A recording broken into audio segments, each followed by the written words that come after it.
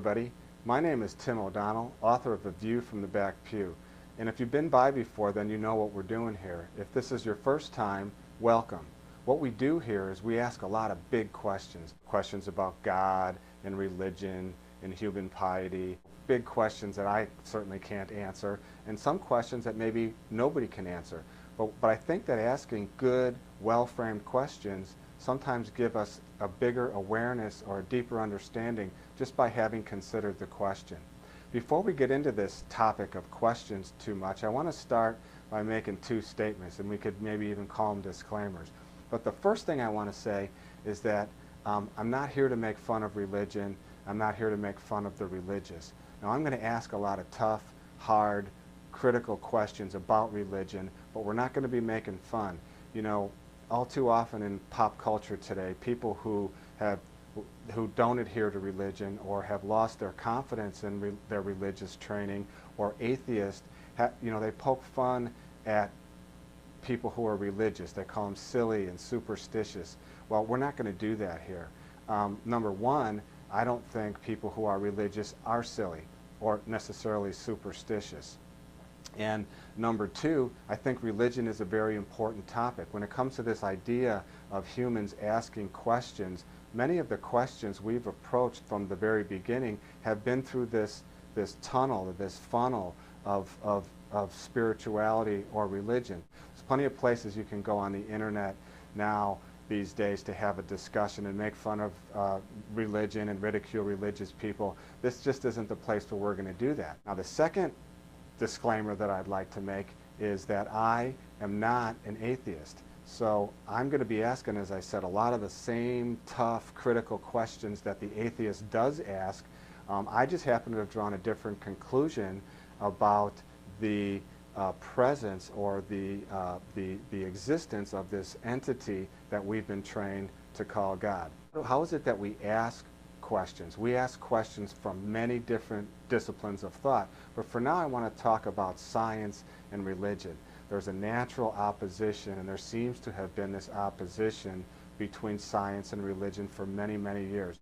It goes back at least to the 1600s, when Galileo began to formulate scientific questions and answer them in scientific ways, and he was actually excommunicated from the church for having done so. The idea that religion and science oppose each other exists still today, and sometimes it's even getting more sharp and more shrill, the mistrust or the opposition between the two. Many people in the scientific world won't consider any religious concept or spiritual concept because it doesn't fit readily into the scientific method.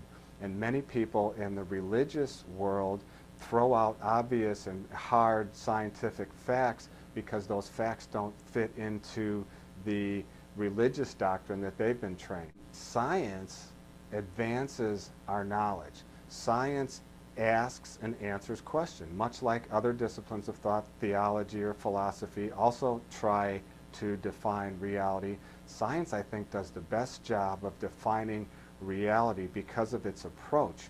Science defines our conditions as humans. Science, however, is never satisfied that what we know now is the last word. It continuously revisits questions that were already answered. So it's never satisfied that what we know today is all we need to know, or it's the last word on any given subject. Science sets the best example for all of the other disciplines of thought to follow insofar as defining reality. Religion, on the other hand, is anchored in antiquity. The doctrine of religion is, in most cases, and most of the surviving religions today are several thousand years old. It's not to be questioned. The questions that were answered several thousand years ago are not to be questioned, are not to be examined. We're not to revisit those, and they're very dogmatic. Some of the doctrine in religion is actually even called dogma. And what dogma means is that it's incontrovertible fact. So why would, if somebody were visiting incontrovertible absolute fact, why would you ask more questions about it? So by that definition, religion is dogmatic because it never expands, or it's not allowed to expand.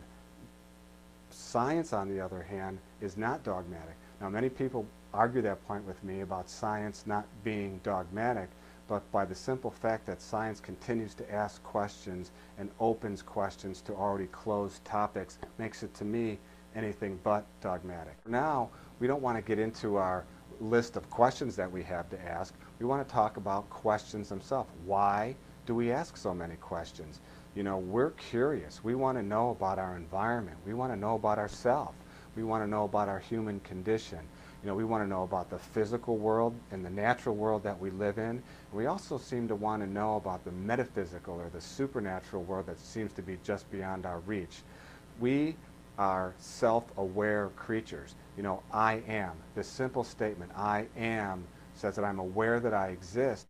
And this begs the question to want to know more about what existence really is. We're naturally curious creatures. It's our curiosity that drives our knowledge, always has, it continues to do so.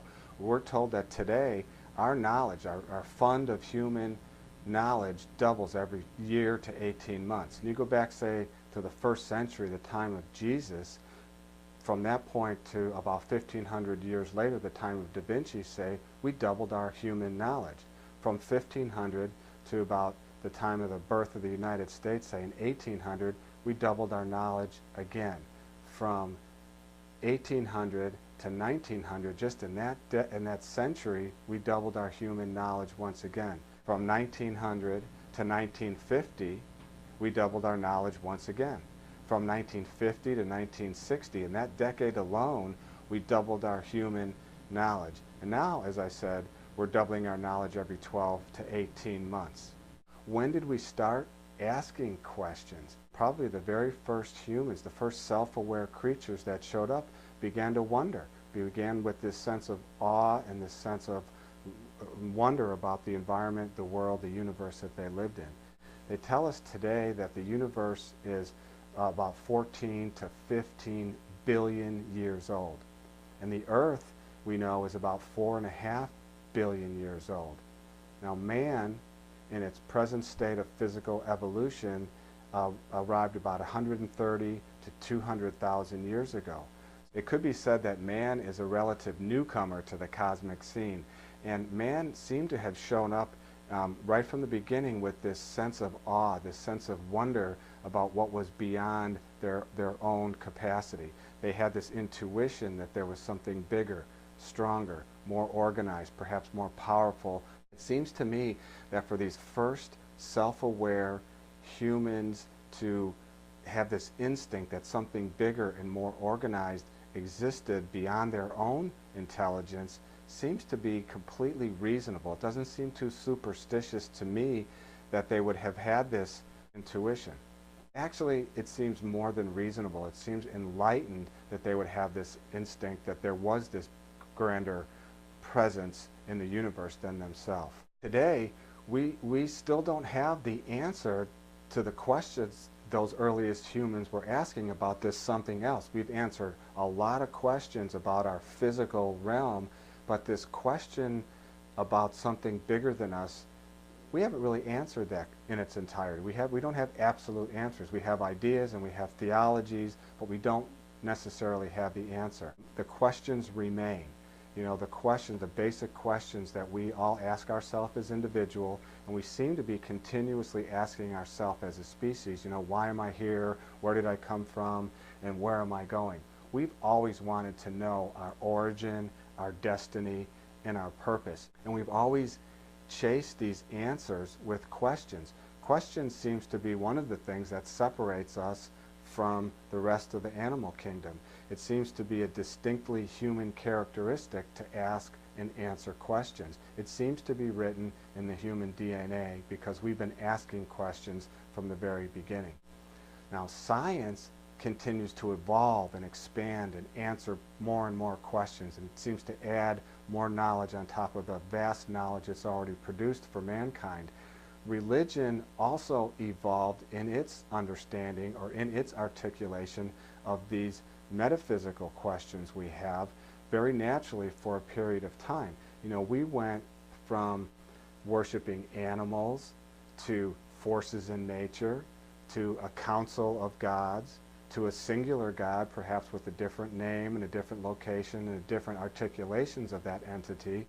But at some point, all of these articulations were tacked to papyrus. We took our answers and wrote them down on ancient paper, and then institutions, entire religions were formed to protect that written doctrine from any examination, any change, or any more natural evolution. So we stopped advancing our thinking and our articulation of metaphysical concepts once we wrote down our answers and then formed these institutions to protect them. Our questions are ancient and they're still with us. Our answers in some disciplines of thought, as I keep saying, continue to expand, continue to enhance our understanding, and in other disciplines of thought, theology, religion, they seem to be stuck in antiquity. These are the questions we're going to explore here, and we're going to explore them whether we have proper answers or not. And like I said at the beginning, they're big questions. Some of them are unanswerable questions, but hopefully we'll have some fun asking them. And next time, we're going to be asking questions like, what is God? Is God a reality or an idea or a concept? Did God create man as we've been taught, or did we invent God? What's the name and the location and the nature of God? You know, can we prove God exists? Then we're going to ask questions, what is religion? You know, is it a divine gift? Is it a human construction? To answer these questions about this entity that we've been trained to call God, is one religion truer than others? You know, is there more than one path, or is there only one singular path that's true and right to commune with this entity we've been trained to call God? Can we even commune with this entity if this entity exists? You know, since most of the people in this country are from the Christian tradition, we're going to ask a lot about what is Christianity? Who is Jesus? Who wrote the Gospels? What exactly is the Trinity? What is prayer? Is that really a way to commune with this entity? So those are the kinds of questions we're going to be asking. Again, my name is Tim O'Donnell, author of A View from the Back Pew. I want to thank you for stopping by, and hopefully we'll see you again. And hopefully we'll see some of your questions show up here so that we can work together to dig up some of the answers. And if you have answers to the questions we're asking, that's really what we're looking for. So please let us all know what you know. See you soon.